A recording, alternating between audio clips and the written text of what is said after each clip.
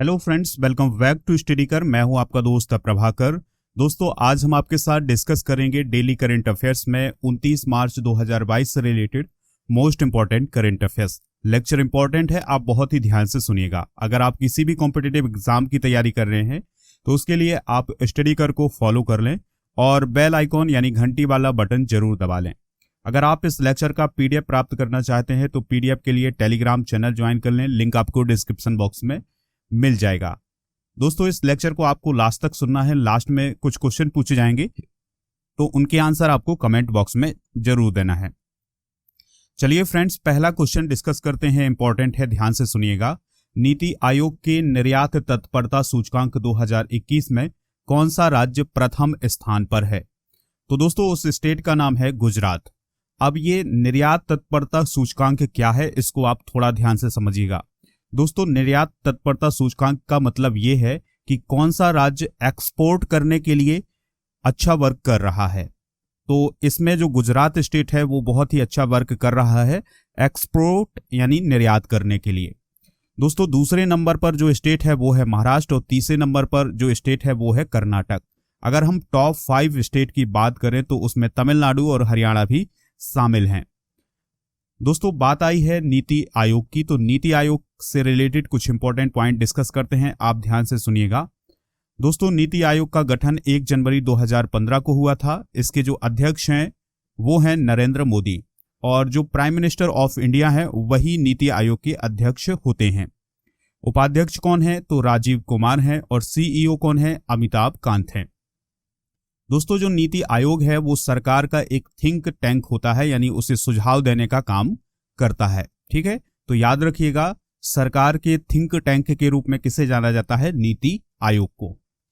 अगला प्रश्न है, पर्यावरण मंत्रालय ने हर साल 5 अक्टूबर को किस दिवस के रूप में मनाने की घोषणा की है? यानी अब इस साल यानी 2022 से 5 अक्टूबर को कौन सा दिवस मनाया जाएगा? तो इसका आंसर होगा राष्ट्रीय डॉल्फिन दिवस या नेशनल डॉल्फिन डे। कौन सा डे दोस्तों? National dolphin day. ठीक है, तो इसकी घोषणा किसने की है? केंद्रीय पर्यावरण मंत्रालय ने। और केंद्रीय पर्यावरण मंत्रालय ने कहा है कि 5 अक्टूबर को हर साल नेशनल डॉल्फिन डे मनाया जाएगा। इसका उद्देश्य है भारत में डॉल्फिन के प्रति जागरूकता पैदा करना और डॉल्फिन का संरक्षण करना। दोस्तों, भारत में जो डॉल्फिन पाई जाती है उसे गंगा डॉल्फिन बोलते हैं और ये जो डॉल्फिन है ये असम, बिहार, झारखंड, मध्य प्रदेश, राजस्थान, उत्तर प्रदेश और पश्चिम बंगाल की जो गहरी और लंबी नदियां हैं उसमें ये पाई जाती है। और जो गंगा डॉल्फिन है ये मीठे पानी में पाई जाने वाली एक प्रजाति है। ठीक है, तो इसी के संरक्षण के लिए और इसी के लिए जागरूकता पैदा करने के लिए हर साल कौन सा दिवस मनाया जाएगा? राष्ट्रीय डॉल्फिन दिवस। दोस्तों, आपको कमेंट करके बताना है कि वर्तमान में केंद्रीय पर्यावरण मंत्री कौन है। अगला प्रश्न है, संयुक्त राष्ट्र ने वित्त वर्ष 2021-22 के लिए भारत की विकास दर कितने प्रतिशत रहने का अनुमान लगाया है? तो ये अनुमान है संयुक्त राष्ट्र का 4.6%।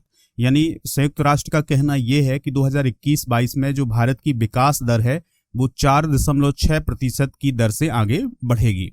दोस्तों, यह पहले अनुमान लगाया था संयुक्त राष्ट्र ने 6.7 का, लेकिन अब जो अनुमान लगाया है वो लगाया है 4.6% का। ऐसा क्यों कहा है संयुक्त राष्ट्र ने? तो दोस्तों, संयुक्त राष्ट्र ने अपनी जारी रिपोर्ट में ये कहा है कि जो यूक्रेन में वार हो रहा है रसिया और यूक्रेन के बीच, उसके कारण भारत में जो ईंधन की आपूर्ति है वो प्रभावित हो सकती है। इसके कारण जो भारत में ईंधन है उसकी कीमतों में उछाल आ सकता है। इसके अलावा जो व्यापार प्रतिबंध होंगे, खाद्य मुद्रा स्फीति होगी, सख्त नीतियां होंगी, उसके कारण भी भारतीय अर्थव्यवस्था प्रभावित हो सकती है।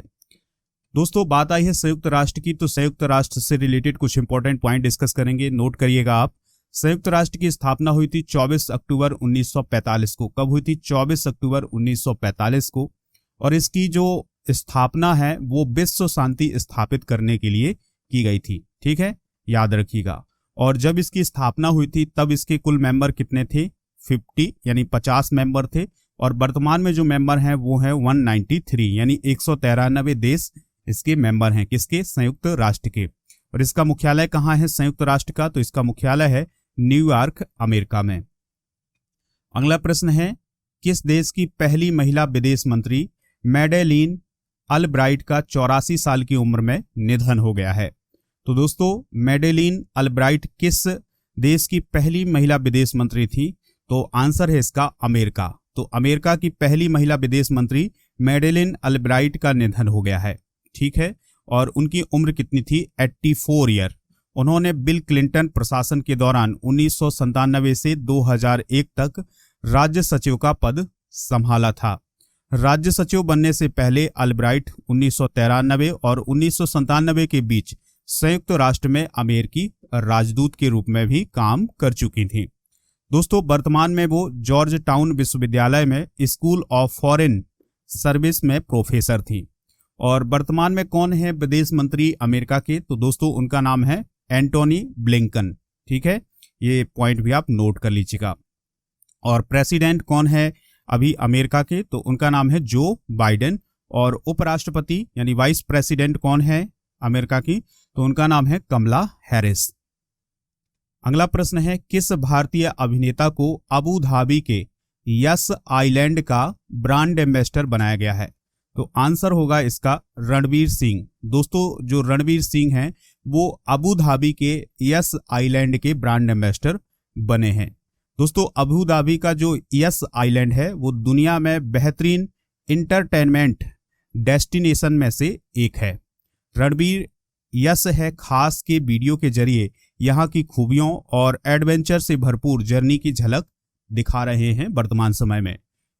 दोस्तों, वे वीडियो के जरिए यस आइलैंड की खासियतों के बारे में भी बता रहे हैं। तो इसी को देखते हुए जो अबू धाबी का यस आइलैंड है उसका ब्रांड एम्बेसडर किसे बनाया गया है? रणवीर सिंह को। दोस्तों, अबू धाबी की बात करें तो यह यूएई की कैपिटल है। अगला प्रश्न है, हाल ही में किसने स्विस ओपन 2022 जो कि बैडमिंटन से रिलेटेड है कि महिला एकल का खिताब जीत लिया है? तो दोस्तों, जो स्विस ओपन 2022 है बैडमिंटन का, इसमें महिला एकल का खिताब यानी महिला सिंगल्स का जो खिताब है वो किसने जीता है? तो ये जीता है पीवी सिंधु ने। किसने जीता है? पीवी सिंधु ने, ठीक है। टूर्नामेंट में उन्होंने थाईलैंड की प्लेयर को 49 मिनट तक चले मुकाबले में हरा दिया है, ठीक है। और दोस्तों, अगर हम बात करें पीवी सिंधु की तो उनका इस सीजन में यह दूसरा महिला एकल का खिताब है, ठीक है। तो ये पॉइंट आप नोट कर लेंगे।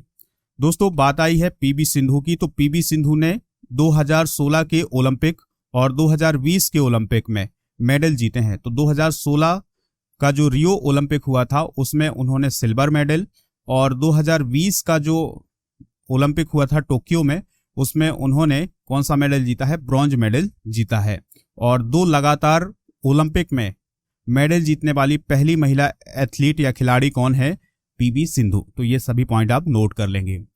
अगला प्रश्न है, लास्ट प्रश्न है, ध्यान से सुनिएगा। किसने 28 मार्च 2022 को लगातार दूसरी बार गोवा के चीफ मिनिस्टर पद की शपथ ली है?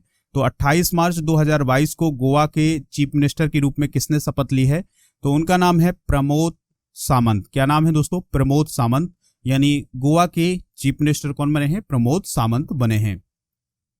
दोस्तों, उनको शपथ किसने दिलाई है? तो उनको शपथ दिलाई है गोवा के राज्यपाल पी.एस. श्रीधरन पिल्लई ने। किसने? पी.एस. श्रीधरन पिल्लई ने, ठीक है। और उनको शपथ दिलाई गई है श्यामा प्रसाद मुखर्जी स्टेडियम में। और प्रमोद सावंत उत्तरी गोवा के सांखालिम से विधायक हैं। ये पॉइंट नोट करिएगा। साल 2017 में जब मनोहर पारिकर के नेतृत्व में बीजेपी ने अपनी सरकार बनाई थी तो उन्हें विधानसभा अध्यक्ष बनाया गया था। इसके बाद जो मनोहर पारिकर थे उनका मार्च 2019 में निधन हो गया था। तो उसके बाद जो प्रमोद सावंत हैं वो मुख्यमंत्री बनाए गए थे, कहाँ के? गोवा के, ठीक है। तो ये सभी पॉइंट आप नोट कर लीजिएगा।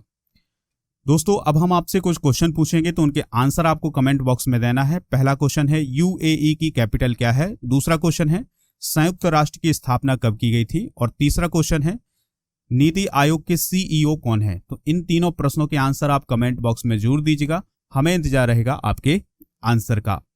दोस्तों, अगर आप अनअकैडमी पर अपनी तैयारी करना चाहते हैं तो वहां पर आप राजा गुप्ता को फॉलो कर लें। और इसके अलावा आप कोई भी फ्री क्लास ज्वाइन करना चाहते हैं अनअकैडमी पर, या कोई कोर्स परचेज करना चाहते हैं और कोर्स में छूट प्राप्त करना चाहते हैं, तो उसके लिए आप एक कोड यूज करिएगा, राजा नंबर 1।